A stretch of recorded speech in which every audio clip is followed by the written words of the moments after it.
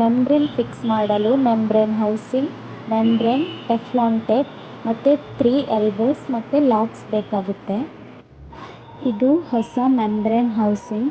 ಇದನ್ನು ನಾವು ಇವಾಗ ಫಿಕ್ಸ್ ಮಾಡಬೇಕು. ನಂತರ ಇದರಲ್ಲಿ 2 ರಿಂಗ್ಸ್ ಇರುತ್ತೆ, ಆರೆಂಜ್ ಮತ್ತು ಬ್ಲ್ಯಾಕ್ ರಿಂಗ್.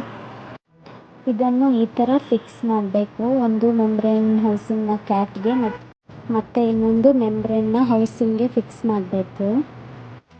ನಂತರ ಮೆಂಬ್ರೇನ್ನ ಹೌಸಿಂಗ್ ಒಳಗಡೆ ಹಾಕಿಬಿಟ್ಟು ಮೆಂಬ್ರೇನ್ ಹೌಸಿಂಗನ್ನು ಬಿಗಿಯಾಗಿ ಹಾಕಬೇಕು. ಇಲ್ಲಿ 3 ಎಲ್ಬೋಸನ್ನು ಹಾಕಬೇಕು. ಎಲ್ಬೋಸನ್ನು ಹಾಕುವಾಗ ಟೆಫ್ಲಾನ್ ಟೇಪನ್ನು ಹಾಕಿಬಿಟ್ಟು ಎಲ್ಬೋಸನ್ನು ಹಾಕಬೇಕು. ಎಲ್ಬೋಸನ್ನು ತುಂಬ ಬಿಗಿಯಾಗಿ ಹಾಕಬೇಕು, ಇಲ್ಲಾಂದರೆ ನೀರು ಲೀಕೇಜ್ ಆಗುವ ಸಾಧ್ಯತೆ ಇರುತ್ತದೆ. ಹೀಗೆ 3 ಭಾಗಕ್ಕೆ ಎಲ್ಬೋಸನ್ನು ಹಾಕಿಬಿಟ್ಟು ನಂತರ ಹಳೆ ಮೆಂಬ್ರೇನನ್ನು ಫಿಲ್ಟ್ರಿಂದ ತೆಗಿಬೇಕು.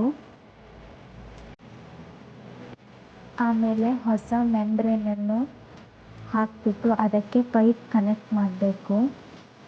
ಮೋಟರಿನ ಔಟ್ ಪೈಪು ಮೆಂಬ್ರೇನ್ನ ಇನ್ ಒಳಗಡೆ ಹೋಗುತ್ತೆ. ಹಾಗೆ ಮೆಂಬ್ರೇನ್ನ ರಿಜೆಕ್ಟ್ ವಾಟರು FRಗೆ ಕನೆಕ್ಟ್ ಆಗುತ್ತೆ ಮತ್ತು ಪ್ಯೂರ್ ವಾಟರು ಕಾಪರ್ ಅಂದರೆ ಪೋಸ್ಟ್ ಕಾರ್ಬನ್ಗೆ ಕನೆಕ್ಟ್ ಆಗುತ್ತೆ.